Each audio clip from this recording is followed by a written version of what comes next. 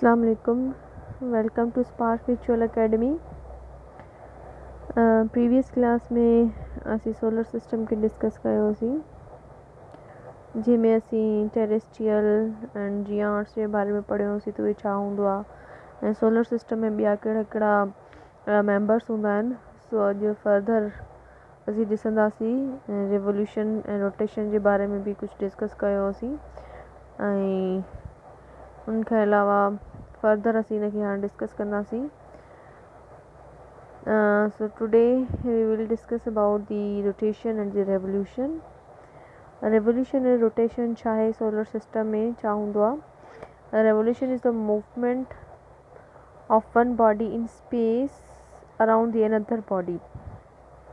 हाणे रेवोल्यूशन छा आहे? हिकिड़ी बॉडी जो ॿी बॉडी जे चो तरफ़ चक्कर कटणु या मूवमेंट खे असां रेवोल्यूशन चवंदा आहियूं। लाइक सन हिकु बॉडी आहे ऐं उन चौधारी जेके ॿिया प्लैनेट्स जेके इन रिवॉल्व या रोटेट कनि था त उनखे असां उनजी मूवमेंट चवंदासीं। द पाथ, जंहिं बि पाथ ते या जंहिं रस्ते ते उहे हलनि था उनखे असां ऑर्बिट या ऑर्बिट लाइन बि चवंदा आहियूं।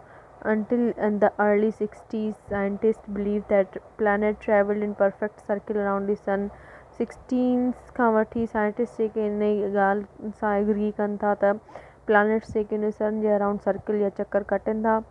द स्पिनिंग ऑफ प्लैनेट्स काज़िस, हाणे इन्हनि रोटेशन ऐं रेवोल्यूशन जे थियण सां थींदो छा आहे, असां वटि जेको बि डे ऐं नाइट जो जेको सिस्टम आहे या ॾींहुं ऐं जेके राति थींदो आहे, इहो बि इन स्पिनिंग या इन मूवमेंट जे करे थींदो आहे। या जेके असां वटि सर्दी गर्मी या 4 मौसम थियनि था, इहो बि इन रोटेशन रेवोल्यूशन जे करे थिए थो। त जीअं ई असां अगरि ज़मीन, जीअं त अर्थ बि हिकिड़ो प्लैनेट आहे, उहो बि सन जे राउंड या सर्कल में चक्कर लॻाए थो, त इन तरीक़े सां असां वटि डे ऐं नाइट थो थिए। अगरि हिन तस्वीर में तव्हांखे नज़र ईंदो हुजे त हिन तरफ़ डे आहे ऐं हिन तरफ़ लाइट आहे, हिन तरफ़ थोरी डार्कनेस आहे। इट मीन्स के this is night and the day. So जंहिं तरफ़ बि ज़मीन जो जेको फेस हूंदो रेवोल्यूशन करण वक़्तु या रोटेशन करण वक़्तु, त उन साइड ते डे हूंदो ऐं जॾहिं ज़मीन जी बैक हूंदी सन जी तरफ़, त ओॾे असां वटि नाइट हूंदी याने डार्कनेस हूंदी, छो त उते सिज जी रोशनी कोन थी पहुचे। इन ई तरीक़े सां विंटर एंड समर बि या स्प्रिंग या ऑटम जेके थींदा आहिनि, उहे बि इन रेवोल्यूशन ऐं रोटेशन जे करे थींदा आहिनि। या जेको डेली वेदर आहे, the spinning and the revolution of the earth और other planets causes the daily weather and global climate. Daily जो जेको वेदर आहे असांजो, उहो बि न रोटेशन ऐं रेवोल्यूशन जे करे चेंज थो थिए। या जेको टेम्परेचर आहे असांजो, उहो अप एंड डाउन थो थिए, उहो बि इन रेवोल्यूशन ऐं रोटेशन जे करे ई थो थिए। त ॾींहुं जॾहिं हूंदो आहे घणो या मंझंदि हूंदी आहे या जॾहिं सिज तेज़ हूंदो आहे, त उन टाइम असां चवंदा त हाणे गर्मी आहे, हाणे छो त सिज तेज़ आहे। ऐं वरी जॾहिं शाम थींदी आहे त उन टाइम गर्मी जेका आहे उहा घटि बि वेंदी आहे। त इहो सॼो चक्कर जेको आहे उहो रोटेशन ऐं रेवोल्यूशन जो हूंदो आहे ज़मीन जो। ऐं जीअं ज़मीन जो आहे उअं ई ॿियनि प्लैनेट्स जो बि रेवोल्यूशन ऐं रोटेशन जो सिस्टम आहे। फर्दर असीं प्लैनेट्स खे डिस्कस कंदासीं। त फस्ट में आहे जेको असां वटि आहे मर्क्यूरी। मर्क्यूरी जा कुझु करेक्टरिस्टिक्स आहिनि। मर्क्यूरी ऑर्बिट कंदी आहे यानी चक्कर कटींदी आहे या सर्कुलेट कंदी आहे सन जे चौधारी। The faster than all other plants, माना सभिनि खां तेज़ हिन जो जेको ही ऑर्बिट ते जेका रेवोल्यूट करे थी या रोटेट करे थी, सभिनि ॿियनि प्लैनेट्स खां वधीक फास्टर आहे। ऐं mercury is the closest planet to the sun. जॾहिं असां सोलर सिस्टम असीं पढ़ूं पिया त उते असीं ॾिठो हुयोसीं त जेको मर्क्यूरी हुयो इहो बिल्कुलु सिज जे वेझो हुयो, क्लोजेस्ट टू दी सन हुयो। उन खां अलावा हिन जो टेम्परेचर, छो त ही सिज जे बिल्कुलु वेझो आहे, त हिन जो टेम्परेचर जेको उहो 427 डिग्री सेंटीग्रेड ताईं वेंदो आहे।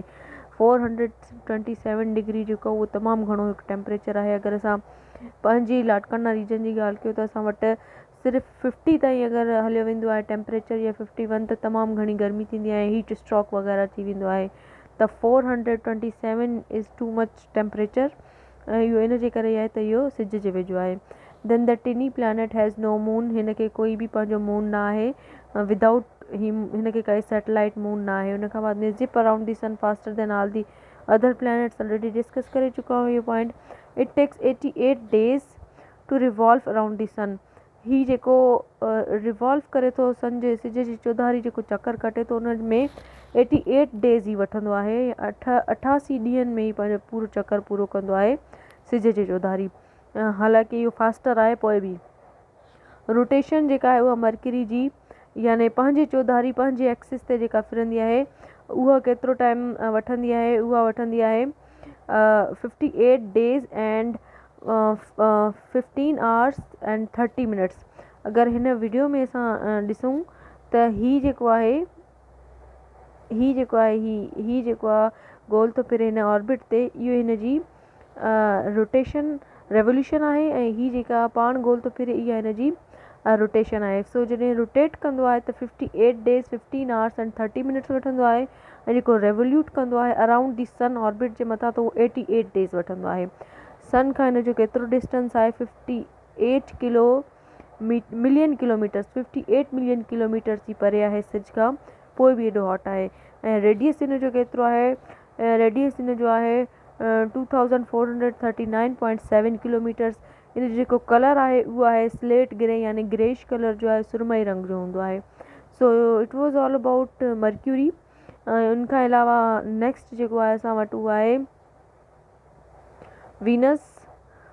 वीनस जो जेको नालो आहे वीनस, उहो रोमन्स जेके आहे उन्हनि पंहिंजी गॉडेस ऐं ब्यूटी जेका उहे जीअं त ऑलरेडी डिस्कस करे चुका आहियूं त बुतनि जी पूॼा कंदा हुआ या सिज जी, त हू चवंदा वीनस जेको आहे उहो असांजी गॉडेस आहे, इहा ख़ूबसूरत आहे ऐं असांजी गॉडेस आहे यानी फीमेल बुत आहे।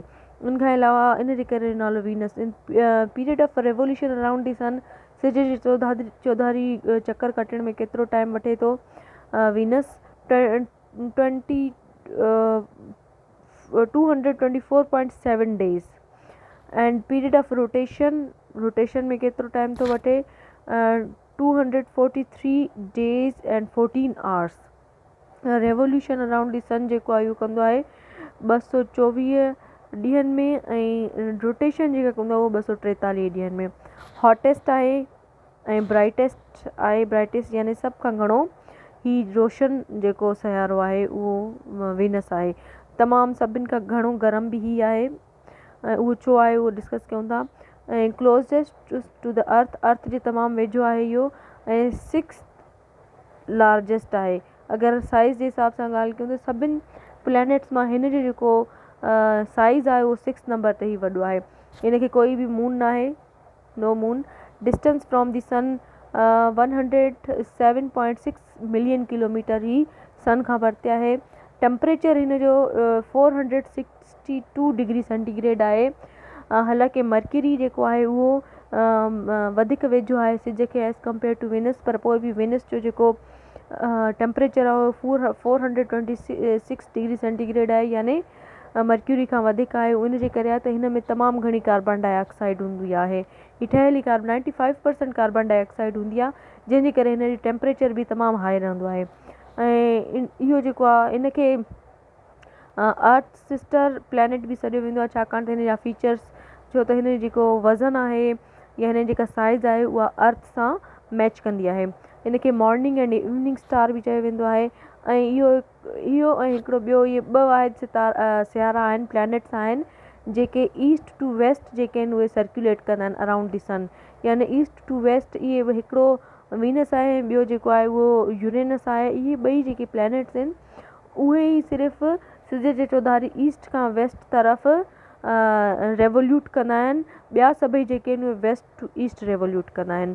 सो इहो हुयो वीनस जा कुझु कैरेक्टरिस्टिक्स हुया ऐं तमामु ई जेको आहे ब्राइटेस्ट प्लैनेट आहे ऐं हॉटेस्ट प्लैनेट आहे ऐं सन खां थोरो परते आहे ऐं नियर टू अर्थ आहे, अर्थ जे बिल्कुलु वेझो आहे।